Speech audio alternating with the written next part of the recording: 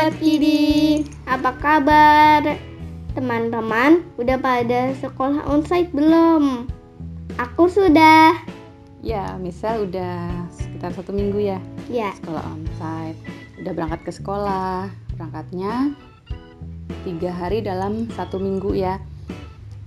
Tetap jaga protokol kesehatan, pakai masker, bawa hand sanitizer, tidak berkerumun ya. Nanti teman-teman kalau udah sekolah onsite juga tetap jaga protokol kesehatan ya.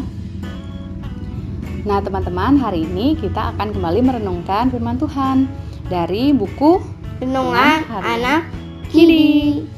Ya, hari ini renungan kita berjudul Pertolongan Roh Kudus. Sebelumnya kita berdoa dulu yuk. Michelle ya, pimpin doa. Ya. Ya Tuhan, hari ini kami mau membaca dan merenungkan firman Tuhan. Berkatilah, amin. Amin. Terima kasih Michelle.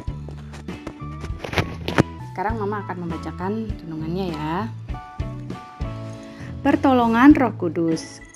Herman menghadang Didi di depan gerbang gereja. Herman marah karena Didi tidak pernah lagi latihan bola. Pada saat itu Kak Kidi lewat. Kak Kidi berbicara dengan lemah lembut kepada Herman dan mengajaknya masuk ke gereja. Akhirnya Herman berhenti marah dan ikut kegiatan sekolah minggu lagi. Adik-adik, Tuhan memiliki kekuatan untuk menolong anak-anaknya, sekaligus memanggil yang sesat. Mari kita baca Kisah Para Rasul 13 ayat 9 sampai dengan 12. Kami berdua akan membacakan untuk teman-teman di rumah ya. Tetapi Saulus juga disebut Paulus yang penuh dengan Roh Kudus, menatap dia dan berkata, "Hai anak iblis, engkau penuh dengan rupa-rupa tipu muslihat dan kejahatan, engkau musuh segala kebenaran. Tidaklah engkau akan berhenti membelokkan jalan Tuhan yang lurus itu?" Lanjutin. Sekarang lihatlah, tangan Tuhan datang menimpa engkau, dan engkau menjadi buta. Beberapa hari lamanya engkau tidak dapat melihat matahari. Dan seketika itu juga orang itu merasa diliputi kabut dan gelap. Dan sambil meraba-raba ia harus mencari orang untuk menuntun dia. Melihat apa yang telah terjadi itu, percayalah gubernur itu, ia takjub oleh ajaran Tuhan.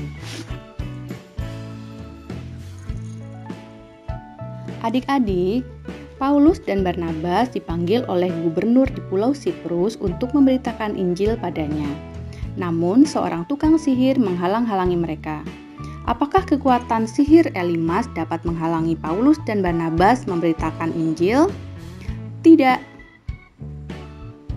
Paulus yang dipenuhi Roh Kudus mengalahkan sihir Elimas. Akhirnya gubernur itu pun takjub dan percaya kepada Injil yang diberitakan oleh Paulus dan Barnabas. Adik-adik, banyak tantangan yang akan menghalangi kita untuk berbuat baik dan benar. Meskipun begitu, jangan takut dan gentar, sebab Roh Kudus senantiasa menolong kita. Nah, demikian renungan kita hari ini. Jadi Michelle, Tuhan itu selalu punya kekuatan untuk menolong anak-anaknya ya. Kalau kita sedang menghadapi kesulitan, kita ingin berbuat kebenaran, kita ingin melakukan hal yang baik tapi ada penghalang, dihalang-halangi, kita menemui masalah, mungkin kita ditentang oleh orang lain, kita dicegah oleh orang lain untuk berbuat hal yang baik, maka Roh Kudus akan menolong kita supaya bisa tetap melakukan hal yang baik itu ya. Jadi jangan takut dan harus selalu minta pertolongan Yesus. Iya, Tuhan Yesus. Iya. Adik-adik di rumah, kita harus tetap setia berbuat baik, melakukan hal-hal yang baik. Dan seandainya ada halangan yang menghalangi kita minta pertolongan kepada Roh Kudus, karena Roh Kudus selalu memampukan kita dan memberikan pertolongan. Nah, demikian renungan kita hari ini. Untuk menutup renungan, kita berdoa yuk. Ayo Michelle, kita berdoa. Mama yang berdoa. Ya Tuhan, terima kasih atas firman yang Tuhan berikan kepada kami hari ini.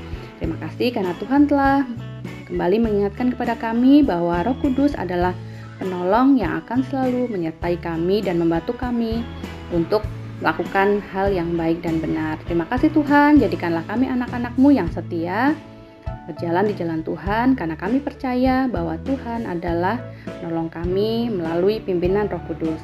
Terima kasih Tuhan, dalam Yesus kami berdoa. Amin. Adik-adik, sampai jumpa pada episode yang akan datang. Jangan lupa ya, selalu rajin baca buku renungan harian anak Kidi. Sampai jumpa teman-teman. Dah.